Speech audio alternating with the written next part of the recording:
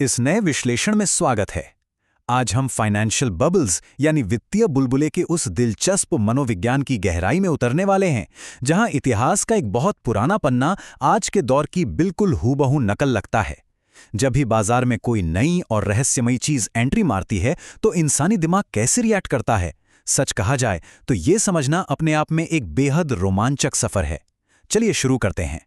तो इस सफर की शुरुआत एक बड़े ही दिलचस्प सवाल से करते हैं। जरा सोचिए, कोई भी आम इंसान किसी दुर्लभ या अनोखे फूल के लिए असल में कितने पैसे चुकाने को तैयार हो सकता है? शायद कुछ 100 रुपए, या अगर फूल बहुत ही खास हुआ तो हद से हद कुछ 1000 रुपए। सामान्य समझ तो भाई यही कहती है। लेकिन अब जरा इस चौंकाने वाले सच पर गौर किया जाए। 1637 के हॉलैंड में लोग सच में सिर्फ एक ट्यूलिप बल्ब के बदले अपने पूरे के पूरे घर दे रहे थे।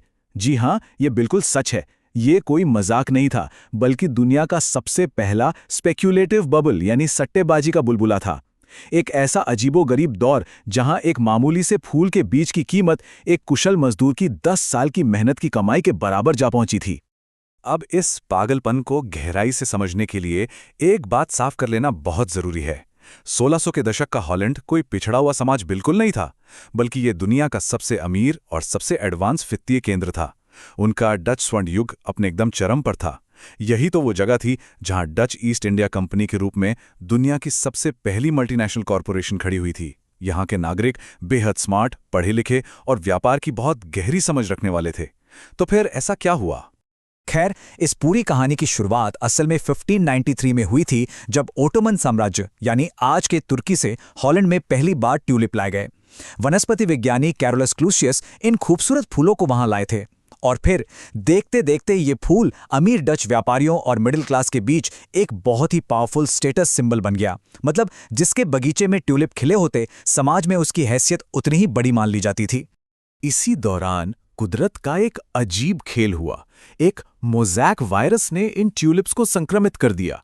नतीजा, उनकी पंखुड़ियों पर आग जैसी लाल और सफेद धारियों वाले बेहद खूबसूरत और एकदम अनूठे पैटर्न बन गए। सेम्पर ऑगस्टस नाम का ये ट्यूलिप अचानक से मार्केट में बेहद दुर्लभ हो गया। और अर्थशास्त्र का सीधा सा नियम है, जब इस तरह की भयंकर कमी और खूबसूरती एक अमीर समाज के लालच के साथ जाकर मिलती है ना, तो एक बहुत ही खतरनाक वित्तीय फॉर्मूला तैयार हो जाता है। उस वक्त की दीवानगी की चरम सीमा का अंदाजा महज इस एक आंकड़े से लगाया जा सकता है, 10,000 गिल्डर्स। एक सेम्पर ऑगस्टस बल्ब की कीमत इतनी ऊंचाई तक पहुंच गई थी, और 10,000 गिल्डर्स कोई छोटी मोटी रकम नहीं थी उस जमाने में। एक कुशल बढ़ई जो दिन रात पसीना बहाकर साल भर में सिर्फ 250 गिल्डर्स कमा पाता था, उसके लिए ये 40 साल की पूरी कमाई के बराबर था, वो भी सिर्फ और सिर्फ एक फूल के बल्ब के लिए। इस पूरी सिचुएशन के बेतुकेपन को बखूबी समझाने वाला इतिहास का एक बड़ा ही हास्यास्पद किस्सा है। हुआ यूं कि एक थके हुए नाविक ने गलती से इस दुर्लभ बल्ब को मामूली प्याज समझ लिया और मजे से उसे अपने सैंडविच के साथ खा गया। और इसका नतीजा क्या हुआ? उसे सीधा जेल की हवा खानी पड़ी। क्यों? क्योंकि उस एक तथाकथित प्याज की कीमत एक पूरे पानी के जहाज पर लदे हुए माल के बराबर आंकी गई थी। इस पागलपन का स्तर वाकई हैरान करने वाला है। अब एक और दिलचस्प बात देखिए, ट्यूलिप सिर्फ कुछ खास महीनों में ही उगते थे, तो बाकी पूरे साल व्यापार कैसे चले? इसके लिए व्यापारियों ने धुएं से भरे शराबखानों में बैठ बैठकर कागज के नैपकिन पर अनरेगुलेटेड फ्यूचर्स कॉन्ट्रैक्ट्स लिखना शुरू कर दिया। मतलब सीधे शब्दों में कहें तो ऐसे फूलों की खरीद फरोख्त हो रही थी जो अभी तक उगे भी नहीं थे। असली बल्ब जमीन के नीचे दबे थे, और ऊपर शराबखानों में सिर्फ हवाई वादों पर लाखों का व्यापार चल रहा था। रातों रात अमीर बनने की इस अंधी दौड़ में बुनकरों, मोचियों और किसानों तक ने अपने पीढ़ियों पुराने व्यापार गिरवी रख दिए। लेकिन कहते हैं ना, हर भ्रम का गुब्बारा कभी ना कभी तो फूटता ही है। तारीख थी 3 फरवरी 1637। हार्लेम शहर में ट्यूलिप्स की एक रेगुलर नीलामी चल रही थी कि अचानक एक अजीब सी खामोशी छा गई। सेलर्स हैरान रह गए, क्योंकि वहां एक भी खरीदार नहीं बचा था। जी हां, शून्य खरीदार। कोई भी इंसान उन आसमान छूती कीमतों पर ट्यूलिप खरीदने को तैयार ही नहीं था।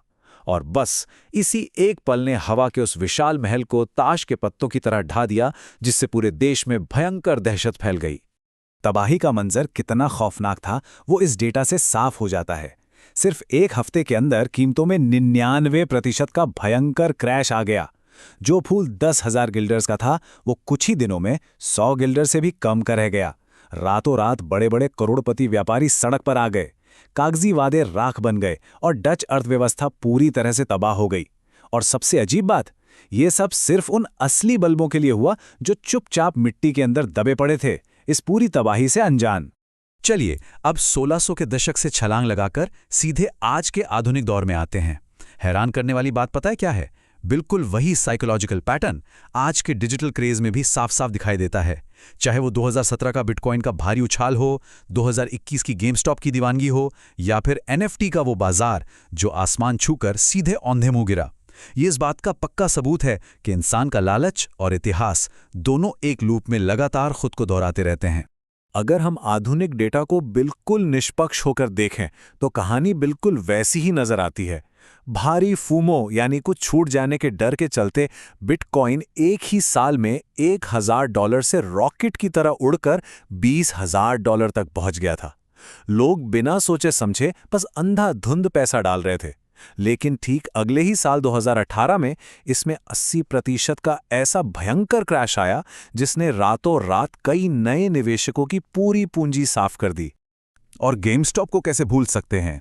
2021 में बिल्कुल यही कहानी दोहराई गई। इंटरनेट पर फैली हाइप और सोशल मीडिया की ताकत देखिए। एक डूबते हुए और घाटे में चल रहे वीडियो गेम रिटेलर का स्टॉक सिर्फ कुछ ही हफ्तों के भीतर $20 से छलांग मारकर $483 तक जा पहुंचा, वो भी बिना किसी फंडामेंटल सपोर्ट के। और फिर जैसा कि होना ही था, कुछ ही समय बाद वो उसी तेजी से धड़ाम से वापस $40 के नीचे आ गिरा। सच तो ये है कि किसी एसेट या शेयर को सिर्फ इस उम्मीद में खरीदना कि अरे कल ये और महंगा हो जाएगा, यही तो असली ट्यूलिप मेनिया वाली मानसिकता है। इस बात से रत्ती भर भी फर्क नहीं पड़ता कि वो सट्टेबाजी 17वीं शताब्दी के किसी धुएं से भरे शराब खाने के नैपकिन पर हो रही है या आज के हाईटेक दौर में किसी व्हाट्सएप ग्रुप की फॉरवर्डेड टिप्स के जरिए। इंसानी जज्बात और लालच दोनों मामलों में बिल्कुल एक जैसे हैं। तो इस पूरे विश्लेषण से निवेश की दुनिया के लिए कुछ बेहद ज़रूरी सबक निकलकर सामने आते हैं। सबसे पहला, जब भी किसी चीज़ की कमी के साथ भारी हाइप जुड़ जाए तो हमेशा उसके फंडामेंटल्स ज़रूर चेक किए जाने चाहिए।